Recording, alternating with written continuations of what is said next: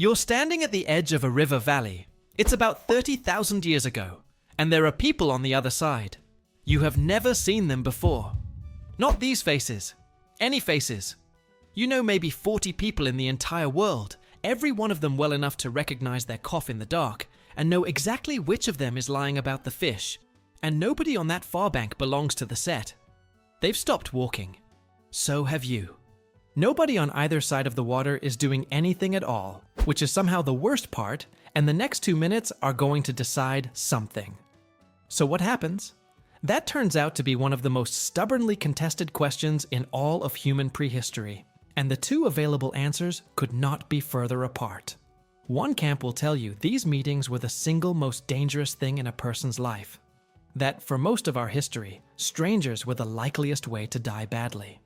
The other camp will tell you almost the exact opposite, that meetings like this one are the reason our species is still here, and the reason we ended up on every continent while our cousins stayed in their valleys and disappeared. Same bones, same beads, same continent. Both of them have the evidence to prove it. There's something faintly absurd about this being an open question at all, because meeting a stranger is the most ordinary thing a human being does. You did it 3 times before lunch and didn't notice. For nearly all of our existence, it was not ordinary. Spread a few 100,000 people across an entire continent, and the numbers get strange. You could go a year, 2 years, without seeing a face you didn't already know. A stranger was an event, the kind that got talked about for the rest of the winter, the kind children were still hearing about long after everyone involved was dead. And the picture most of us carry of how those events went is basically a cartoon. The hunched brute, the club, the dragging by the hair. That image traces back with slightly embarrassing directness to one skeleton, reconstructed in the early 1900s by a paleontologist who didn't account for the fact that the man he was working from had crippling arthritis. He looked at a stooped, aching old man and described an entire species. A century of Saturday morning television handled the rest. Whatever this argument is about then, it isn't cavemen. These were people who, in every way that counts, were us. Same brains, same fears, same ability to run a calculation in half a second and act on it. And the meetings themselves left nothing behind. Nobody drew them, nobody wrote them down, and an encounter is exactly the kind of event that leaves no trace in the ground. Everything we know has to be reconstructed sideways, from what those people dropped, what they carried, and what happened to their bones afterward. The bones speak first, and what they say is grim. There's a place on the Nile, in what's now northern Sudan, that got dug up in a hurry in the 1960s because a dam was about to drown it forever. What came out of the sand was a cemetery. More than 60 people, laid out deliberately, buried by someone who cared enough to arrange them. It's at least 13,000 years old, one of the oldest cemeteries anyone has ever found. For decades, it sat in a museum in London with a reputation attached to it. The earliest known war. Then somebody went back to the bones with microscopes that hadn't existed when the site was excavated, and the story got worse in a way nobody had predicted. Most of the people in that ground carry injuries, and about half of those injuries are punctures. Stone points driven into bone, some of the flakes still sitting in the wound where they snapped off. Punctures mean projectiles. Projectiles mean distance. And distance means whoever did this was not standing in camp losing an argument that got out of hand. They had come from somewhere else, on purpose, and they had brought the right equipment. There are men in that ground, and women, and elderly people, and children, including one who was 4 years old. Whoever came for this community was emptying a camp, and they were not being selective about it. And then there's the detail that rearranged the entire site. A great many of those wounds had healed. Bone had grown back around the damage, smooth and closed, the way bone does over years. These were people who had been attacked, survived it, and gone on with their lives. Some of them carry old healed wounds and fresh fatal ones in the same skeleton, a person who lived through it once and then didn't, which means this was never a battle. A battle is a day. This was a childhood, and an adulthood, and an old age, all of it lived under the standing possibility of being hit by something that came out of the dark. Sit with what that would actually feel like. You're lying in camp by the river, and you're not afraid the way a person is afraid of something new. You're carrying a shoulder that aches when the weather turns because of the thing that happened 4 summers ago. You know how this goes. Your mother knows how this goes. It has a season. That's what those healed wounds do to the place. They turn it from terror into expectation. Something people planned around, the way you plan around winter. The reason is written into the landscape. The last ice age was ending. The Sahara had gone bone dry, and the river was turning into one of the only places left where a person could reliably eat. Several different groups, each with their own tools and their own way of doing things, were being squeezed onto the same narrow strip of survivable ground. Nobody could leave. Everybody needed the same fish and the same animals coming down to drink. And the sight is hard to wave away, precisely because it isn't a story about savages. It's a story about what happens to perfectly ordinary people when the map runs out. It also isn't alone. On the shore of a lagoon in northern Kenya, 10,000 years ago, 27 people were killed and never buried. No graves, no arrangement, just left where they fell, some of them with their hands apparently tied. Several were killed with weapons tipped in stone that doesn't occur anywhere nearby, so whoever did it had come from a long way off. And that lagoon wasn't a desert refuge. It was green. There was enough to go around. The conclusion that falls out of all this is blunt, and it has real force. There was no police, no court, no border, no authority of any kind standing between your group and another one.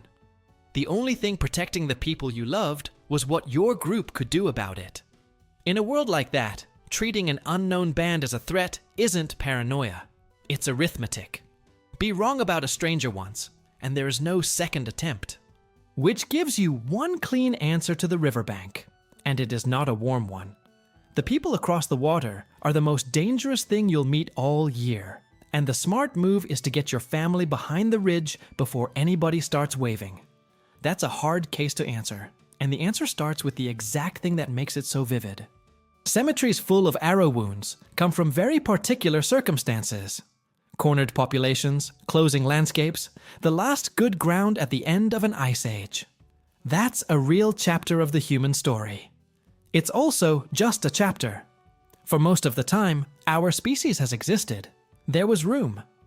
The question that actually matters then is what a meeting on a riverbank looked like when the map hadn't run out yet. For that, you have to look at what people carried. Which leads somehow to ostrich eggs. Beads made from ostrich eggshell are the oldest fully manufactured ornament humans have. You don't find one lying on the ground. You smash a shell, chip out a blank, drill a hole through it, string it, then grind the whole string round against stone until every bead on it matches. That's hours of work for something you can't eat and can't hunt with. And because every tradition does it slightly differently, a certain width, a certain hole, a certain thickness, the beads carry a signature. A team in Germany spent more than a decade measuring them. Over 1,000 beads from dozens of sites across Eastern and Southern Africa.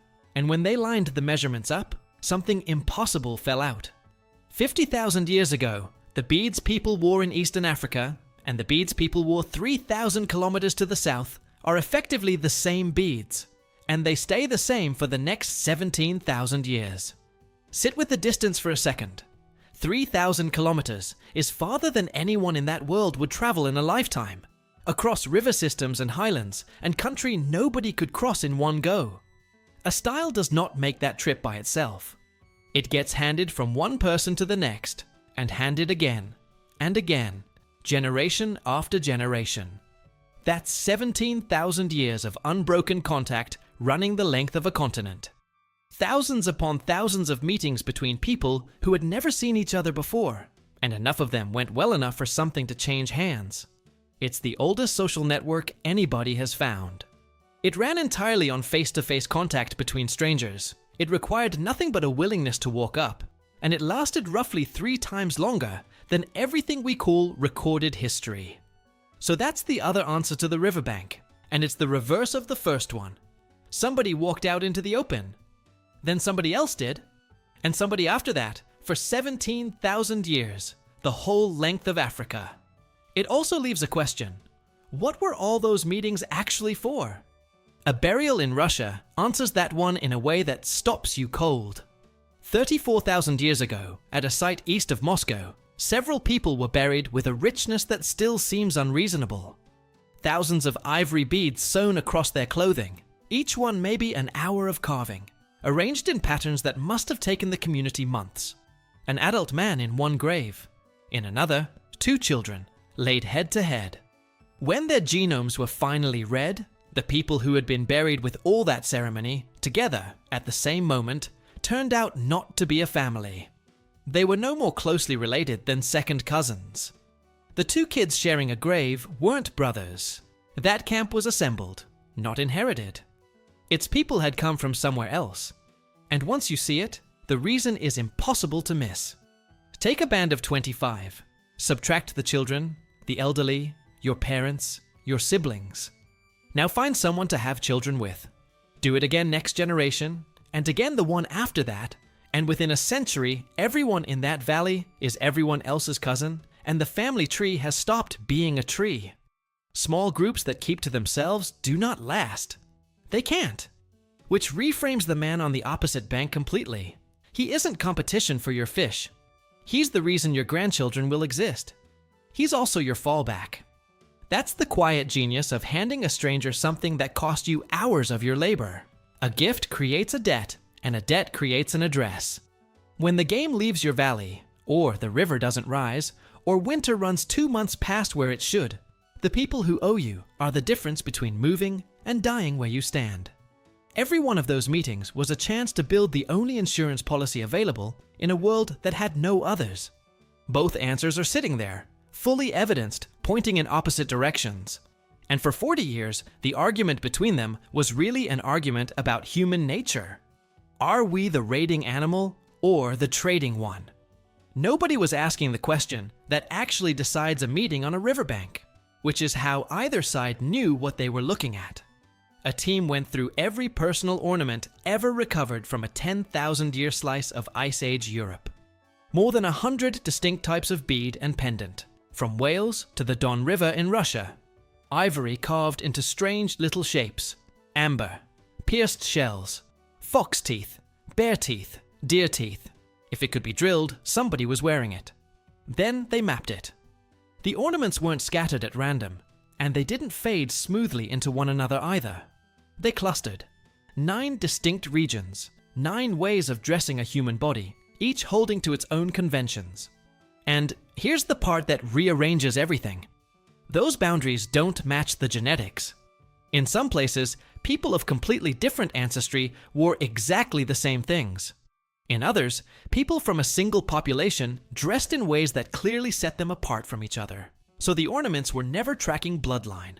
They were tracking affiliation, which isn't something you're born with.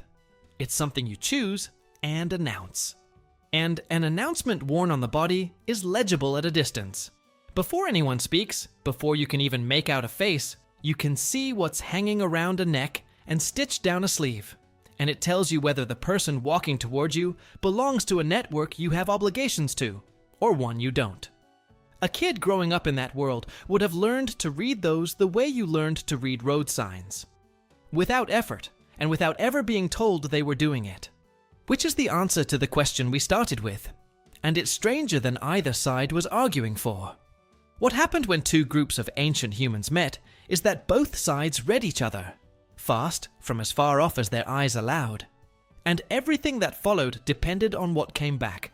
Read as one of ours, and the meeting becomes hospitality. Food, a place at the fire, beads changing hands, a marriage negotiated over the next few days, an alliance that outlives everyone standing there, a debt on the books that might save your family in 10 years.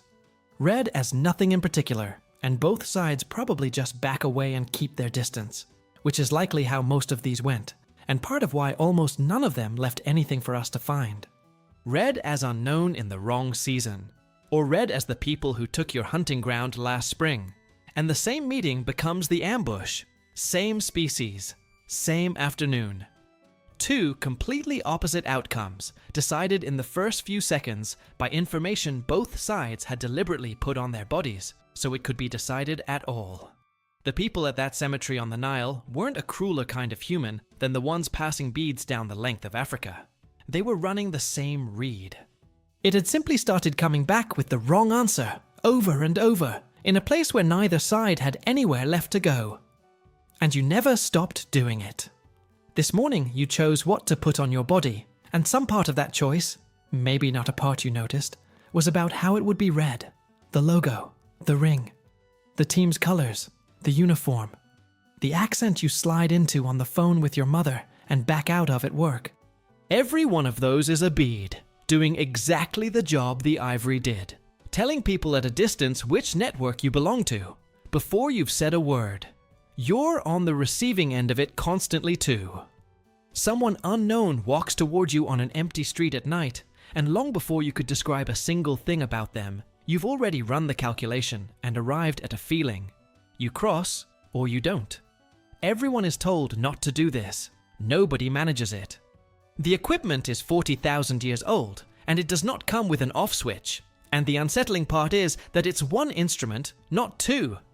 The same fast reed that gets a stranger welcomed, fed, and married into the family is the reed that marks a stranger as not ours. There's no separate machinery for the kindness and the violence. There's a signal, a judgment, and then whatever happens next. That riverbank never actually went away. It just got faster.